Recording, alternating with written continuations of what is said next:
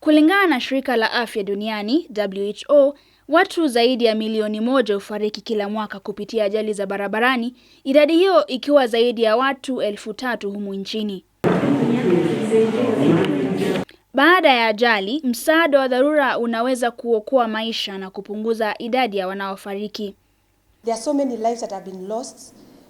Mothers, parents have lost their children out of simple things like choking, and it is something that has always been a concern to me when I see a family losing a child just because they choked, or somebody dying out of childbirth, for example, or somebody dying out of road traffic accident. So many lives have been lost on the roads. So for me, I do it as a passion because I want as many lives as possible to be saved, because most of the emergencies that happen, there are things that can actually be prevented, or they can be worked on to prevent people from losing lives, and especially on roads, for people to stop getting permanent disabilities out of something that could have otherwise been done well. Purity Nzuke, ambaye hutoa mafunzo ya dharura, anaeleza kuwa iwapo msaada wa dharura utapatikana kwa haraka na kwa njia inayostahili, basi visa vya ulemavu baada ya ajali vitapungua. Most of the time you'll find that why do people die out of road traffic accident? Because the wrong people are the first one to arrive at the scene of accident. But how about if the right person appeared at the scene of accident? They will do the right thing, and they will ensure that they don't just pull somebody who is in a car that they have been trapped. It's not about removing the person who has been trapped in the car that is important than how you remove that person from that car. It's not about carrying that person to the hospital than how you transport that person from the point of accident to the medical facility. Jambo la kuzingatia aidha wakati wa kutoa huduma ya kwanza ni usalama wako. Again, when we are training people on first aid, the one thing that we emphasize that as much as you're going to respond to an emergency, your safety comes first. So there are things that you have to look at, what we call the basics, and in our language we call it the equipment that we need to have.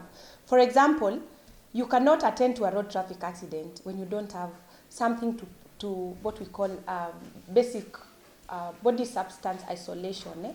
Gloves is very basic. You cannot go touching people's bloods. There's a lot of contamination that happens. So you have to first of all think about your safety.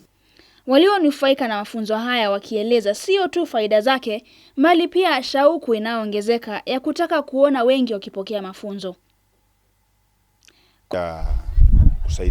Kusaidia watu wakati mtu amepata ajali. Pia mimi mwenyewe kama mwanafunzi nikiwa na mtu mgonjwa najua vile naweza msaidia. Pia most of the people, mtu akipata ajali kuna kuanga na the gap between the doctors and the patient. Mwenye anaweza saidia most ni EMTs and first aiders and paramedics. So if we have more EMTs and paramedics, I'm sure tunaweza save more lives. Kwa Purity na wengine kwenye huduma hii, ni furaha kwao kuona usalama barabarani ukizingatiwa katika kauli mbiu mwaka huu, kwani huduma ya kwanza huokoa maisha. Well, every year there's a theme on first aid, on World First Aid Day, and this year they are focused on road safety.